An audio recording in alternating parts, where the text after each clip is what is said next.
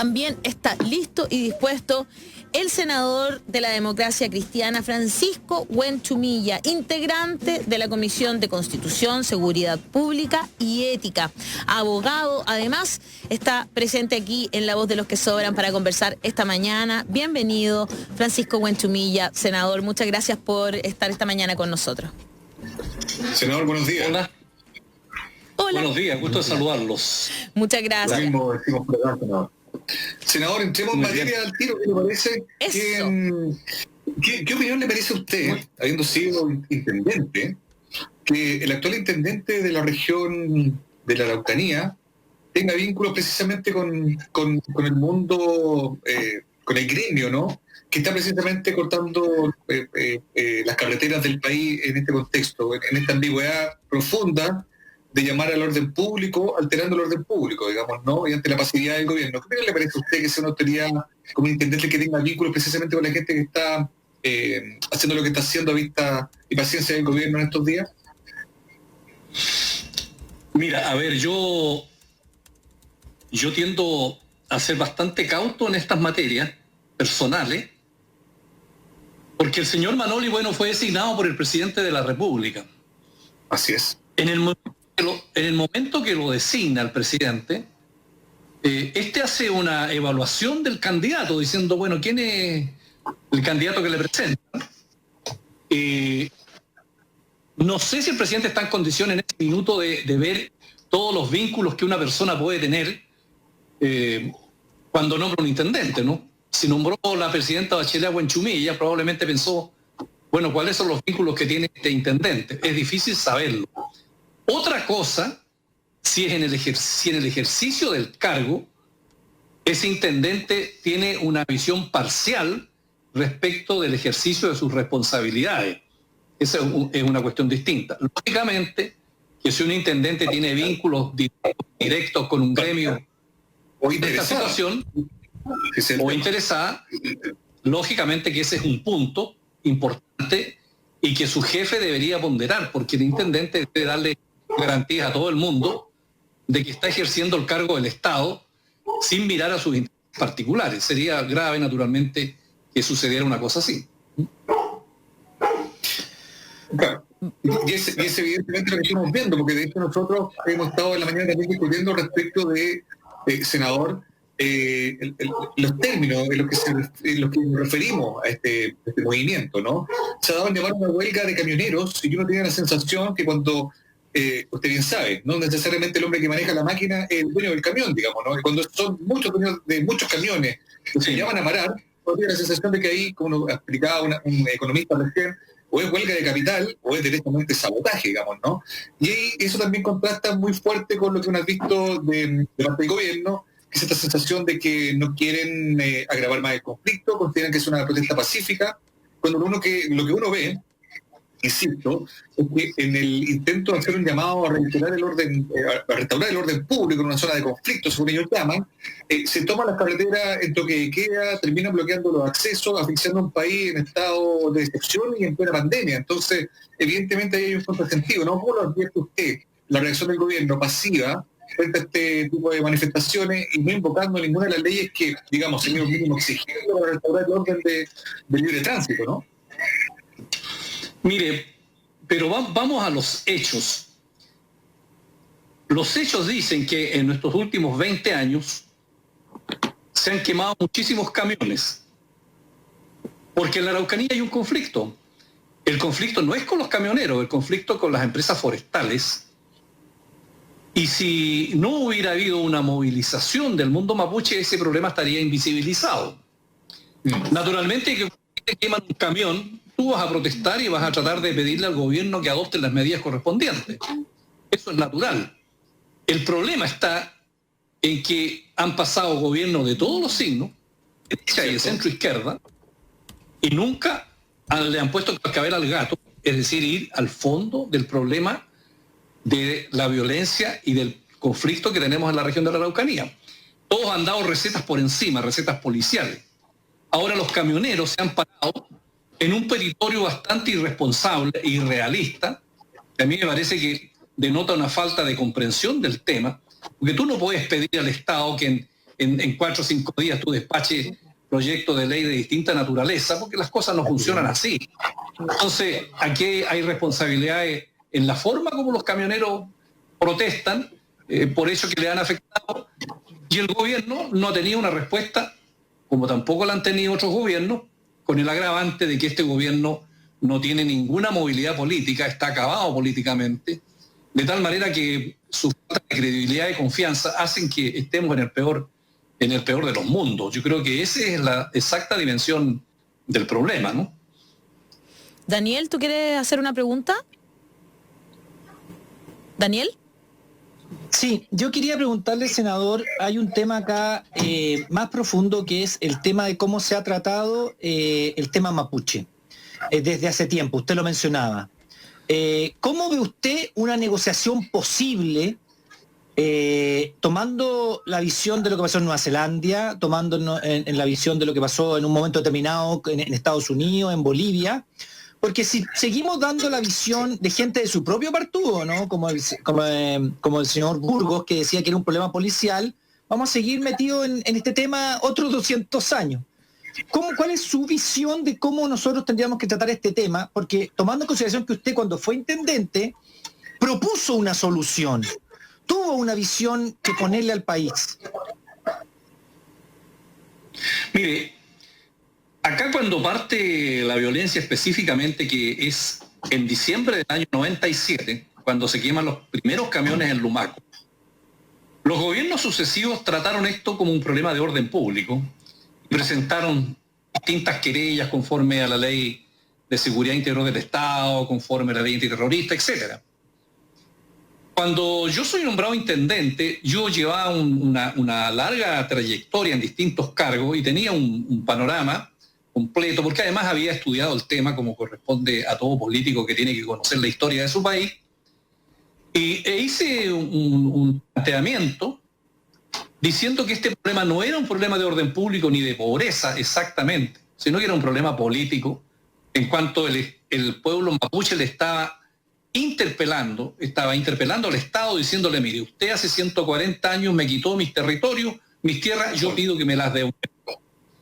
En el intertanto, el Estado trajo colonos chilenos y extranjeros a ese territorio en conflicto, y entonces aquí hubo mucha gente que quedó como el jamón del sándwich, porque estos colonos que llegaron y te dicen: bueno, yo estoy aquí porque el Estado me trajo, tengo mis escrituras públicas, tengo mis títulos de dominio. Entonces, este es un tema entre los mapuches y el Estado. Y eso genera un conflicto donde está involucrada toda la sociedad de la Araucanía. Y lo mismo después pasó con el subsidio que dio el gobierno de Pinochet a las empresas forestales cuando dictó el decreto ley 701. Claro. Y se produjo un gran auge de la lucha forestal, que a mi juicio es el núcleo central del conflicto.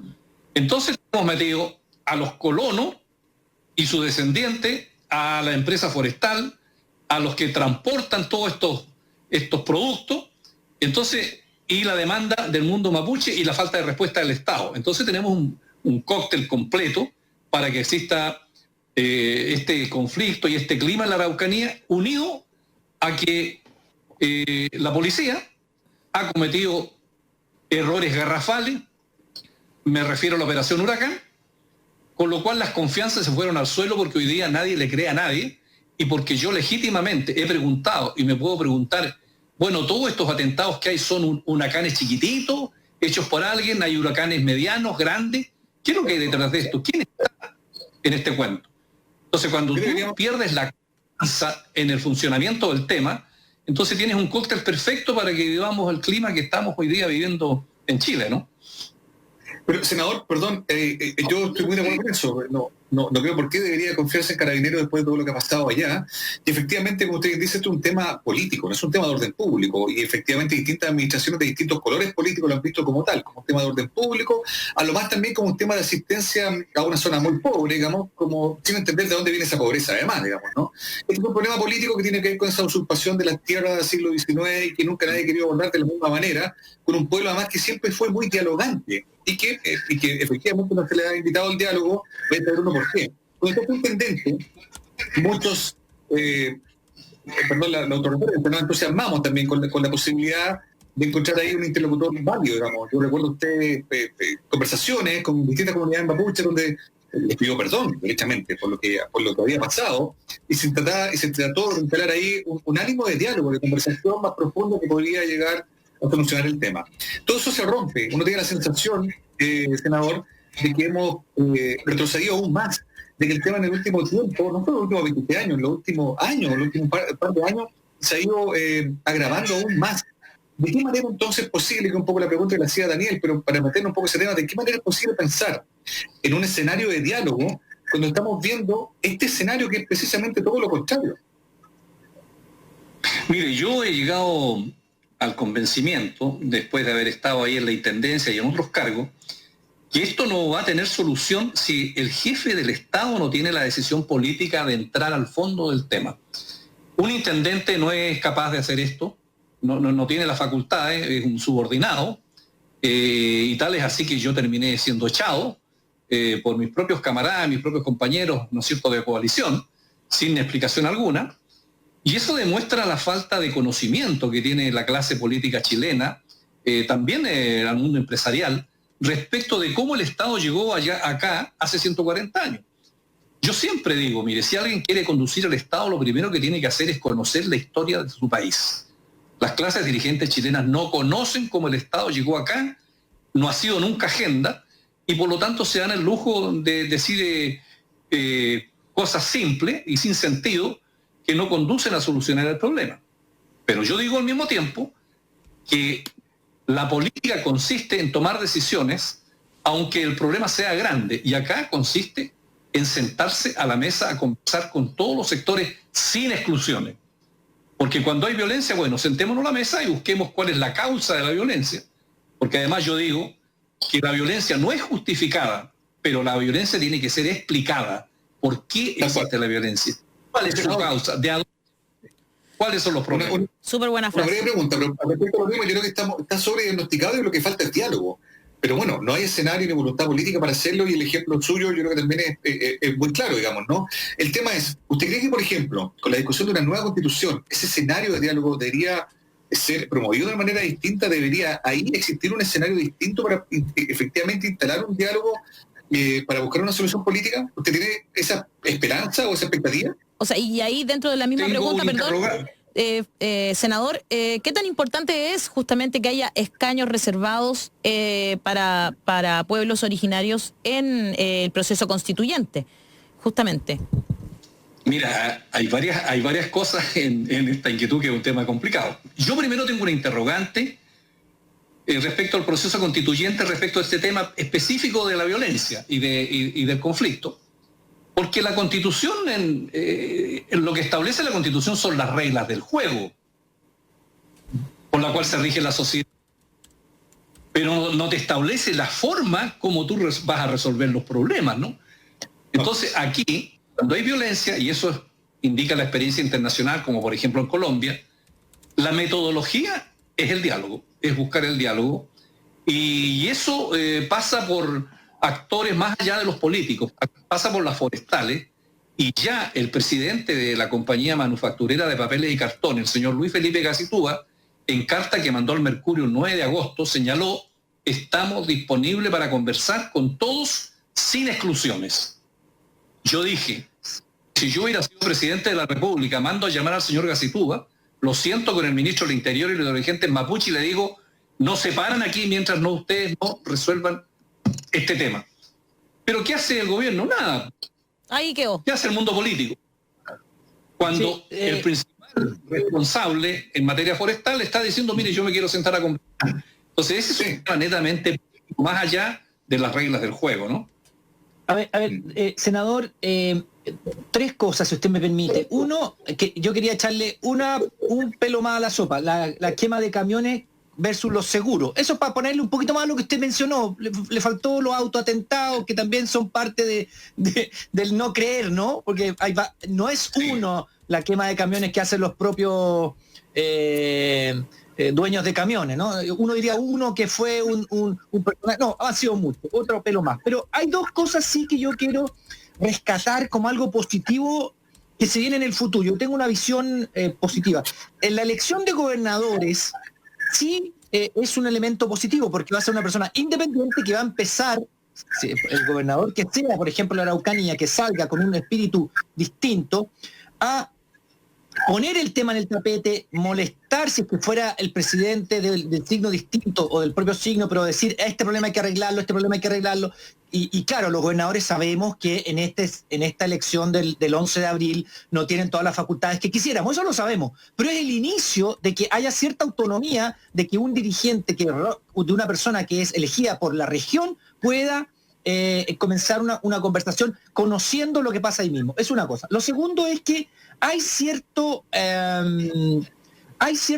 bueno, no es cierto. Es seguro que cuando alguien en una constitución pone un reconocimiento a los pueblos originarios, eso denota después, eso al final trae, por supuesto, porque hay un reconocimiento explícito, o un Estado plurinacional, eso tendrá que conversarlo los constituyentes, digamos, si queremos un reconocimiento a los pueblos originarios, que es el desde, que yo siempre digo, desde el reconocimiento a todos los pueblos originarios en la nueva constitución, o hasta llegar a un Estado plurinacional, eso lo conversarán los constituyentes. Pero eso ya es un paso, es un decir, quiero solucionar el tema.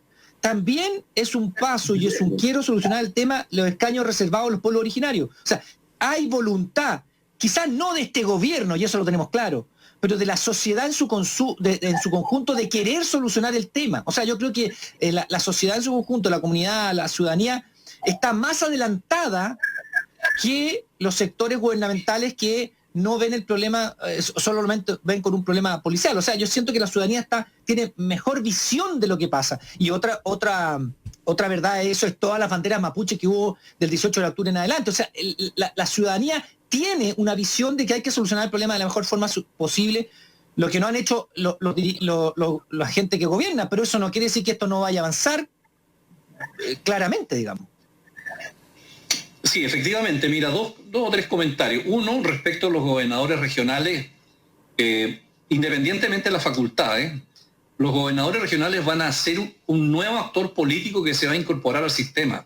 Así es. Porque ellos van a ser elegidos por acción popular, no van a ser funcionarios dependientes del Ministerio del Interior, entonces van a tener una base de estabilidad para poder constituirse en actores demandantes respecto del nivel central. Imagínate que en Santiago un gobernador regional podrá ser elegido con unos 2 millones de votos, o en Valparaíso con 1 millón, Concepción con 8, no sé. Fácilmente pueden constituirse en cartas presidenciales, digamos, si lo hacen bien. 15 gobernadores regionales elegidos por votación popular. Imagínate el contrapeso para el Ministerio de Hacienda, la Dirección de Presupuestos, la Subdere, el gobierno. Entonces, claramente vamos a tener un cambio ahí, y por supuesto que eso va a generar, creo yo, una dinámica distinta y positivamente. Ahora, este problema de la Araucanía tiene componentes muy centrales que dependen del Ejecutivo, como es, por ejemplo, todas las inversiones respecto de las compras, las transacciones con las forestales, con los agricultores. Entonces, de todas maneras, el jefe del Estado tiene el sartén por el mango.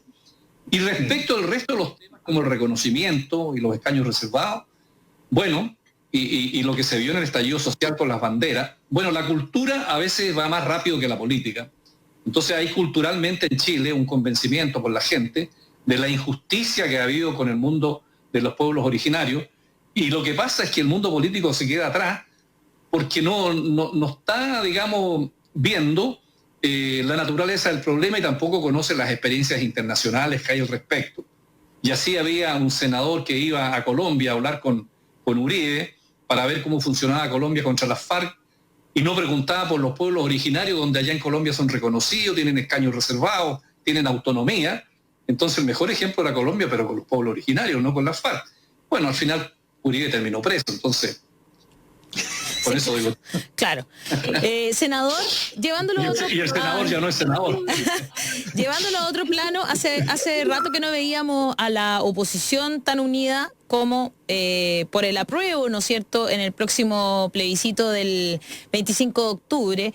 Ya comenzó la campaña, la verdad, pero el gobierno todavía se niega a algunas cosas que llaman la atención. Por ejemplo, el CERVEL ya dijo que sí podían ponerse a disposición para lograr que de alguna manera las personas con COVID positivo puedan votar. Sin embargo, el Ejecutivo ha dicho una y otra vez que le parece irresponsable que a 60 días se busquen algunas alternativas.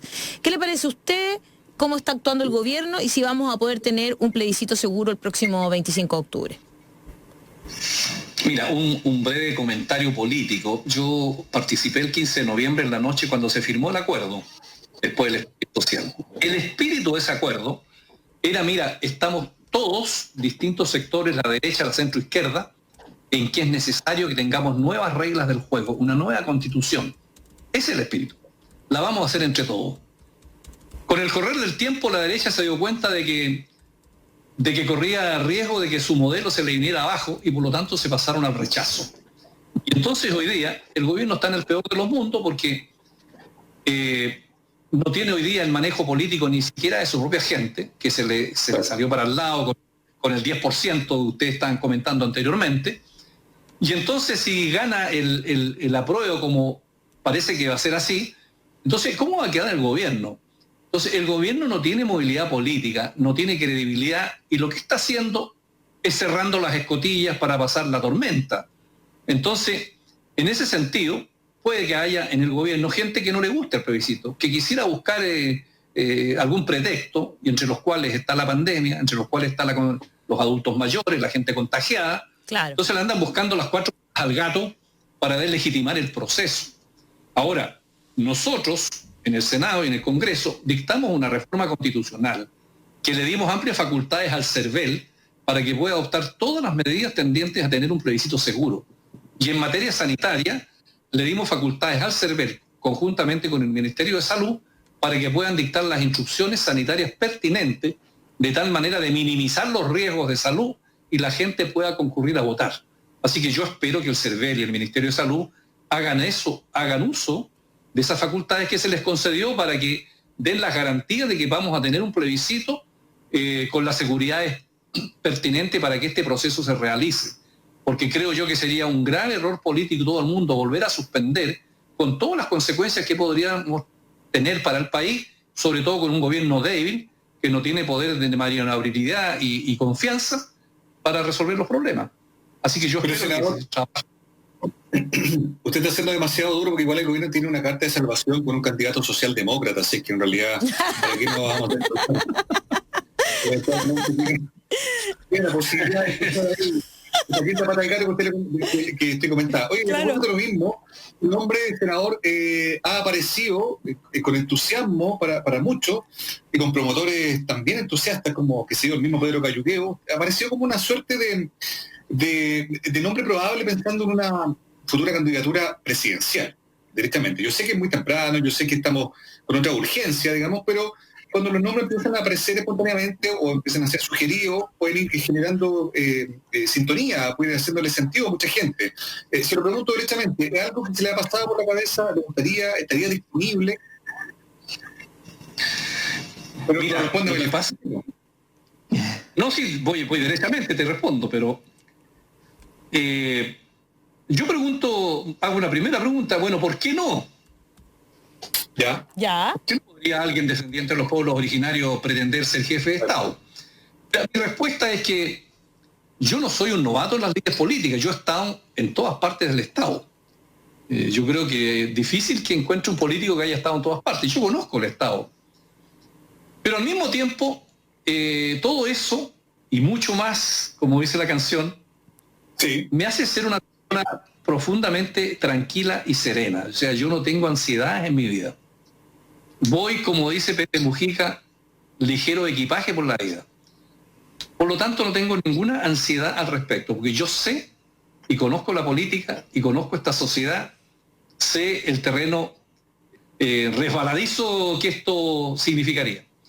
Por lo tanto, no ando buscando esa posibilidad, francamente. Yo quiero que no tenga la ansiedad ni que le falte el sueño, digamos, pensando en esto, digamos, pero bueno, son épocas de decisiones, son épocas de definiciones. Yo entiendo que, claro, efectivamente uno puede ir ahí tranquilo por la vida, digamos, pero pero se generan escenarios. Y este es un escenario bien importante. La gente también quizás busca nuevo liderazgo, aunque, claro, usted sea militante de un partido como la DC o tenga una larga trayectoria política, puede que también por el tema, por el vínculo, la sensibilidad que tiene con el tema mapuche, a lo mejor también ahí se genera algo especial. Se lo vuelvo a preguntar. Yo sé, sin hablar de la ansiedad, pongamos un escenario. Digamos que de aquí a algunos meses más su nombre se perfila. Hay un ofrecimiento formal. Se le comenta oficialmente la posibilidad de que usted quiera ser parte de una primaria o algo por el estilo. ¿Estaría disponible ahí? Mira, efectivamente hay gente que anda rondándome y encimándome por todos lados. Yo lo encuentro que son amigos míos muy generosos que andan con este cuento. ¿Y usted se deja coquetear o no? No, a mí nada me mueve de mi tranquilidad, digamos. Yo los veo nomás y encuentro que son buenos amigos míos. Pero tomar una decisión de naturaleza requiere un conjunto de elementos. Requiere primero que los partidos tengan claridad en lo que quieren, que tengan cierta unidad, que tengamos una cierta concordancia respecto a lo que queremos, respecto al diagnóstico que tenemos de la realidad y del significado del estallido, de lo que la gente quiere, que queramos hacer una política del siglo XXI y no en el pasado, que reconozcamos nuestros errores, que nos reciclemos y que escuchemos, te fijas, todo el mundo que ha cambiado y el mundo que va a cambiar después que terminemos la pandemia y volvamos a la normalidad, va a ser un mundo distinto. Entonces, para tener un cargo más, un cargo menos, aunque sea presidente de la República, yo no estoy disponible. Entonces, si se diera un escenario distinto, yo lo único que podría decir hoy día, mire, tendría un minuto para de emoción y pensarlo. Pero mientras tanto, estoy aquí en la Araucanía tranquilamente en mi vida. Que ha hecho usted, ha sido alcalde, intendente, senador, efectivamente, claro, conoce el Estado bien por dentro. Ser presidente no es cualquier cargo, digamos, es una cosa especial, es un desafío especial. Y si existiera la coincidencia, su nombre eventualmente, claro, se instalara ahí, yo creo que a lo mejor usted pensaría su tranquilidad y diría, ¿sabe qué? Vamos, si ordenamos la casa, estaría. El tema es si tiene esa voluntad o no, porque usted puede decir, ¿sabe qué?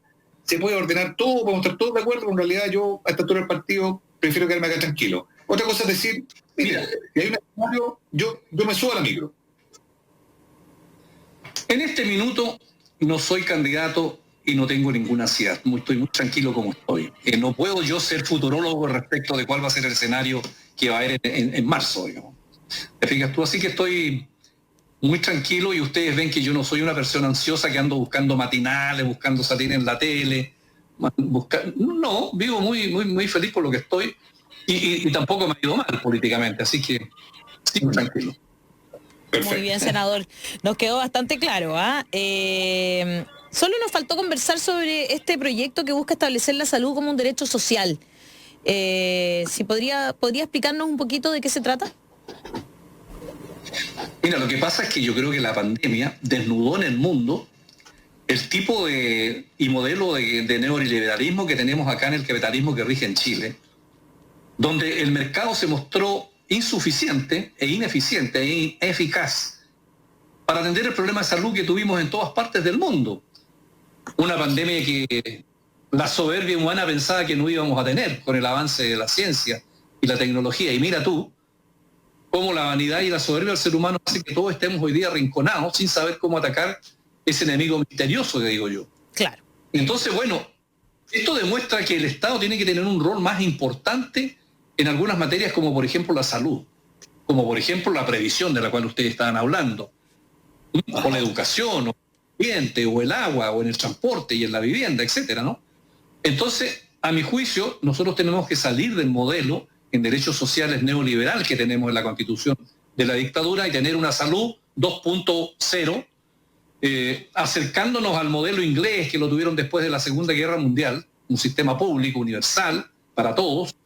Y entonces yo quise contribuir al debate ahora y en la Comisión Constituyente, ¿ya? Si es que yo espero que gane, sobre el derecho a la salud, digamos, en un nuevo escenario, una cuestión distinta al neoliberalismo que tenemos en ese punto. Así que esa es mi contribución a este proyecto de reforma constitucional, que lo hicimos con gente que sabe y yo le incorporé los elementos políticos, así que es un buen proyecto, creo yo, y se debata. Muy bien. Muchas gracias, senador Huenchumilla, por estar esta mañana en La Voz de los que Sobran. Ha sido muy interesante conversar. Gracias, senador. Muchas gracias. Gracias, senador. Oye, y muchas gracias a ustedes. Y yo no había tenido oportunidad de verlos, pero mi señora y mis hijas y mis hijos me decían todo el tiempo que lo viera aquí y allá, pero así que ha sido un agrado estar con ustedes. Y Muchas gracias. Saludo a la familia entonces. Eso, comprometido. Eso. Que esté muy bien, senador. Muy bien. Un abrazo, senador. Muchas gracias. Que esté muy bien. Chao, chao.